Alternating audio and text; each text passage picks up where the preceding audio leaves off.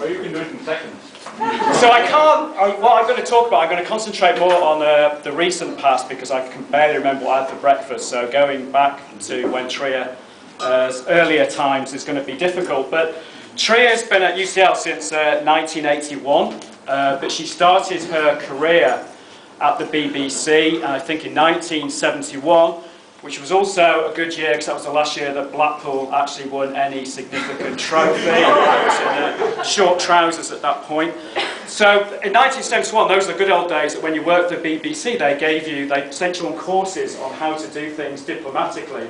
So Trea was sent on a course at the BBC on how to give an accurate portrayal of meetings, but without them containing any information whatsoever.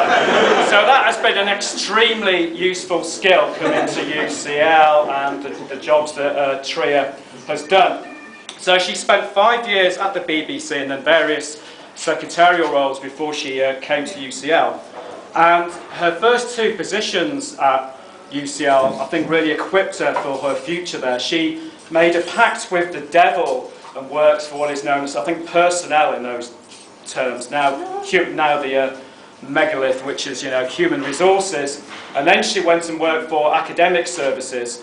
And I think anybody that knows anything about UCL will know that the entirety of UCL is not run by academics or the provost or anybody else. It's run by the HR department and academic services. So actually having Trea with so to speak, batting for the other side and knowing all about how those work has been a great help to the department, knowing about Machiavellian operations. So she actually arrived in the physics department, I believe, 21 years ago in 1989 as Bob Wilson's secretary, not the Arsenal goalkeeper, and she's been the lifeblood of the department ever since. So Trea's had many roles in the department, and I'd like to just go through 3 of those, and she's made an amazing contribution across all of those. For 18 years, I think that's the right number, she's been the secretary of the Departmental Teaching Committee. So for any of you who've been so fortunate enough to have ever been on that committee, you will know that it's arguably the most tedious committee that has ever sat in UCL, with, I think, the exception of the Faculty Teaching Committee, which is actually slightly worse. So I think Trea, to her great credit, has attended over 100 of these such meetings, and without her wisecracks and constant interjections of things like, or we could probably just fit that in, or ooh, that's a big one, and things like that, and regular interjections the entire time. I think many academics would have gone more insane. I hasten to use the word sane in the context of an academic, but certainly would have gone more insane. And what's more, her knowledge of academic services and everything else, the Departmental Teaching Committee is a myriad of rules and regulations, and Trea and Dave Tovey, between them, have this encyclopedic knowledge of all things UCL, and it would be absolutely impossible for the department to function without this encyclopedic knowledge. And it's a bit of a worry that both of them are leaving within 6 months, and personally I'm not sure how we're going to cope with this complete gap of knowledge, but that knowledge has been absolutely vital. I think in business speak what people say is we're in for a challenging time. I think that's what people tend to say in these things. The other thing that Trea made a really significant contribution to the department was in the admissions, and she's really steered the department through times when we had very few students wanting to come to UCL to a time now when we're turning really well qualified students away in droves. I think we're now the 3rd biggest recruiter of undergraduate students in UCL, which is a great testament to Trea. So when these students arrive at UCL, these admission students, some of them, very nervous and apprehensive, invariably the first person they see is Trea, who's always made them feel at ease, at home, and welcome. And I don't think without that we'd have the size of department undergraduates that we'd have now. And as part of that, she's dealt with everything ranging from pushy parents who are insisting that their little, Tarquin gets into UCL, to headmasters, etc., who believe that we're not rightly accepted the right person, and people who've walked out of interviews in tears and everything. So she's really, played an amazing role in that.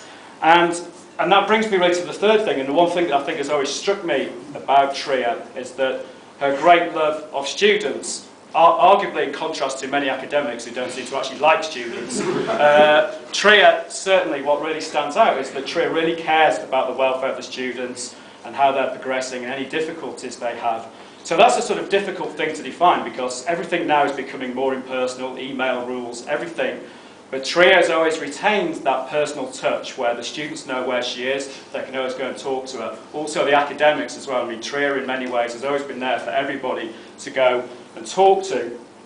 And she also has a very great skill of, to not put too fine a point on it, knowing when the shit is about to hit the fan, right, and either diverting the fan or doing whatever, but doing whatever is needed in order to get out of a particular situation. So she's combined really being admissions with teaching and pastoral care, and there's arguably an agony aunt to many of us in the department, students and academics alike. So I think that concludes the academic side of things. I think there are 4 other things which at least I know of that Trea has a passion for. So the first one is anything involving actresses and bishops and the double entendre. I don't think I've met anybody who can insert, so to speak, as much innuendo in a single sentence as Trea can. She has a rare ability for smut beyond anybody I know whatsoever.